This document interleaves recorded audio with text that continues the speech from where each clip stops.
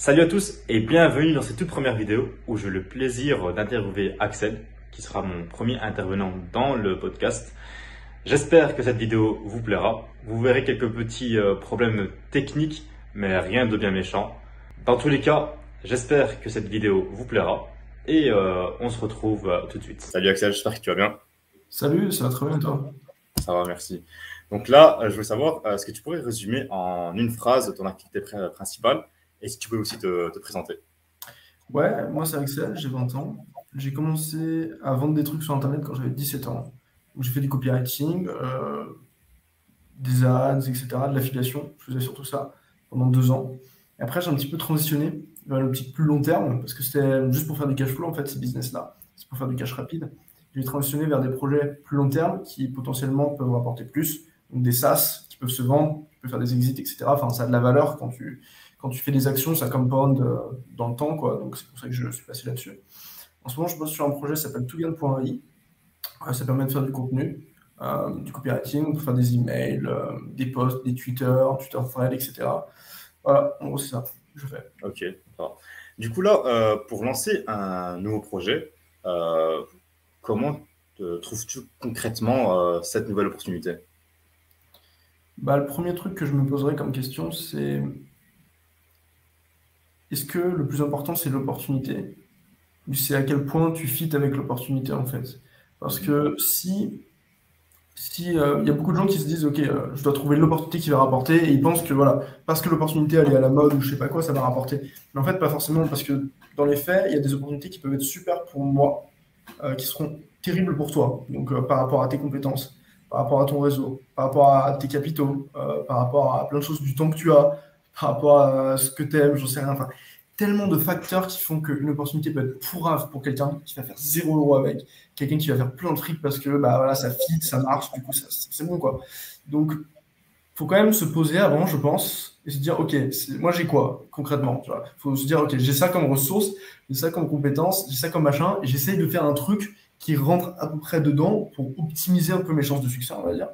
Mhm. Je pense que c'est la bonne strat à avoir. Ouais. Et après, je pense aussi pour les opportunités, quand même, il faut bien se garder alerte de ce qui se fait aux États-Unis, parce que les fois où j'ai quand même fait pas mal de thunes, c'est que j'ai trouvé des trucs aux États-Unis qui marchaient et Mhm. je les ai un petit peu remis à la version française, etc. Et bah, souvent, ils sont en avance en fait aux États-Unis. Ah ouais, ils sont en avance de 2-3 ans au moins. Donc c'est important déjà de savoir parler anglais et de toujours rester au courant de ce qui se fait là-bas, regarder ce qu'ils font en ads, en marketing, qu'est-ce qu'ils vendent comme produit, quels sont les angles qu'ils utilisent, etc. C'est super important de se tenir à jour, c'est nécessaire. Ok. Donc là, maintenant, tu as ton idée, tu as ton PC avec toi. Quels sont les premiers pas pour mettre cette idée en action? Les premiers pas pour mettre cette idée en action, bah déjà, c'est de ne pas se branler, tu vois. Il y a beaucoup de gens qui se branlent, ils ont une idée, ils vont se branler à faire des brainstorming sur leur Google Doc, je sais pas. Ils vont faire 400 calls pour se dire, machin, oh, mon idée elle est trop bien, etc. Enfin, on sait rien, mais en fait, non, en fait, la seule vérité qui marche en fait dans le monde du business, c'est est-ce que les gens achètent ton truc. Tout le reste, c'est du mensonge, c'est de l'illusion, c'est de la branlette, ça ne vaut rien. Donc, en fait, le secret, c'est, tu as une idée, tu en fais soit un MVP, donc un truc assez pourrave, mais qui a l'idée principale dedans. Donc, et voilà, et après tu testes, donc je sais pas, tu fais des ads, tu envoies des gens dessus, tu essaies d'envoyer des gens dessus, tu vois ce qui se passe. Est-ce que le mec, il met son email? Est-ce que le mec, il paye, par exemple, la précommande? Par exemple, si tu veux faire un livre, tu écris pas le livre, non.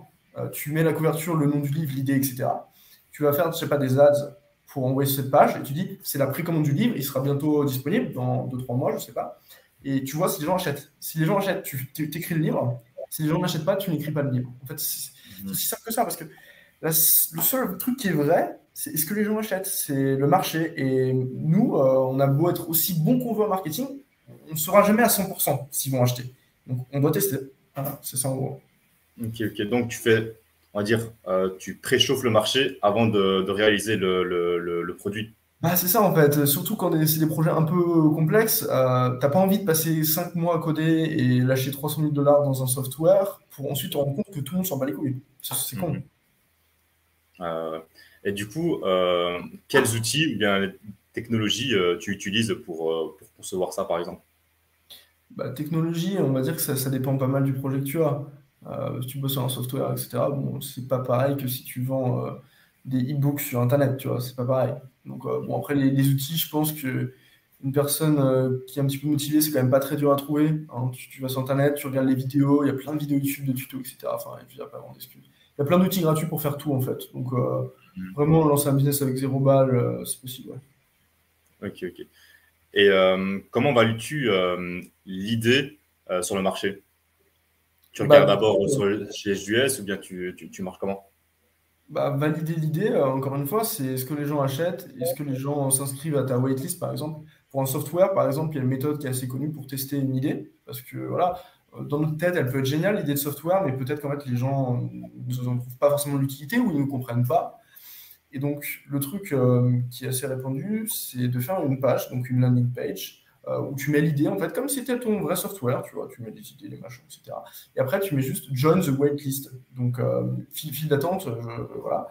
Et la personne doit mettre son email, en fait. Ce que tu fais, c'est que tu mets 20 balles, 20 euros d'ads sur Google, YouTube, tu fais une petite publicité, pas un truc de fou, hein. Voilà, et tu regardes, en fait, en fonction du nombre de gens qui sont inscrits à la waitlist par rapport au budget dépensé, tu te dis, OK, là, c'est validé, là, c'est pas validé. Et comme ça, tu peux savoir à moindre coût, en fait, pour rien. Et tu peux en tester 20 des idées comme ça. Donc là, c'est Mhm. pour un SaaS, mais ça peut être pareil pour n'importe quel produit, en fait. Si tu vends un e-book, une Ouais. formation, etc., tu fais Mhm. pareil. Tu ne construis pas la formation, tu regardes si les gens, ça les intéresse, et puis voilà, c'est tout, en fait. Ok, ok. Et du coup, pas comme tu veux, qu'est-ce que tu fais? Enfin, par exemple, je sais pas, si ça échoue ou juste que ça ne prend pas de la manière que Tu tu voudrais. réessayes jusqu'à ce que ça marche. Et Tu restes sur ton idée? non, non, tu changes. Moi, si tu veux, quand j'ai commencé à vendre de l'infoproduit, on va dire que les deux, trois premiers, ça marchait pas vraiment. Et au bout du quatrième, ça a marché, tu vois. Mais si je m'étais arrêté au troisième, j'aurais jamais eu le quatrième, j'aurais rien eu, tu vois. Donc, non, c'est super important de bourriner, il faut être un bon bourrin, tu vois. Il faut réussir 150 fois, il faut jamais s'arrêter. Mais après, voilà, faut pas non plus, faut pas non plus être tête, être bête, en fait. Et faut quand même essayer quelque chose d'assez différent à chaque fois. Si tu réessayes à peu près la même chose à chaque fois, il y a des gens comme ça, ils réessayent, ils changent un petit peu, ça va pas faire beaucoup de différence. Justement, quand tu testes, quand tu veux tester des choses, il faut faire des trucs extrêmes, tu vois. Genre, tu as Mhm. testé une page de copywriting, je sais pas quoi, tu fais tout l'opposé. Tu fais un truc qui n'a rien à voir. Et là, tu te dis, tu vas voir une grosse différence parce que c'est radicalement opposé. Si tu changes juste un petit peu le titre, il va rien se passer, tu vois. Donc, c'est vraiment pas important d'être radical dans le testing. Ok, ok.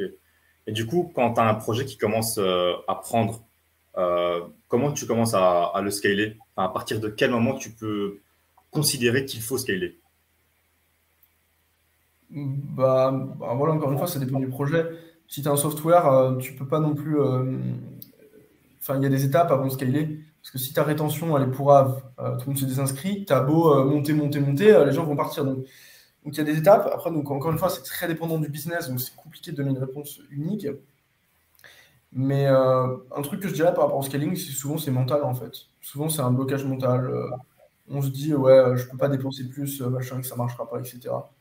Mais souvent en fait les gens sont bloqués. Ils se disent c'est pas possible, je peux pas faire plus, machin, etc. Et du coup ils Mhm. scalent pas. Mais non, pour scaler, il faut être un bourrin quoi. Tu augmentes les budgets, tu testes plein de trucs. Et de toute façon, scaler, c'est un petit peu tester, hein. Il faut tester plein de trucs, des trucs qui vont te donner des meilleurs résultats. Et après, t'en fais plus, quoi. Une fois que tu as un truc qui marche, tu fais juste plus de ce qui marche.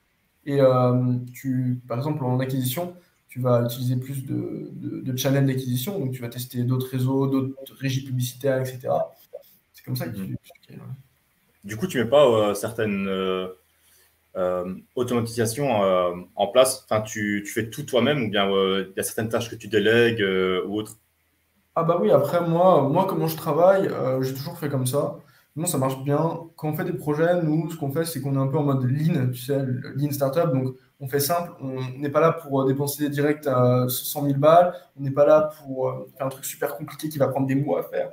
On n'est pas là pour avoir une team de 500 personnes, tu vois. On est là pour faire un truc simple, tu vois. Team 2 3 4 personnes, tu vois. Boum. On est tous in, on a tous un pourcentage.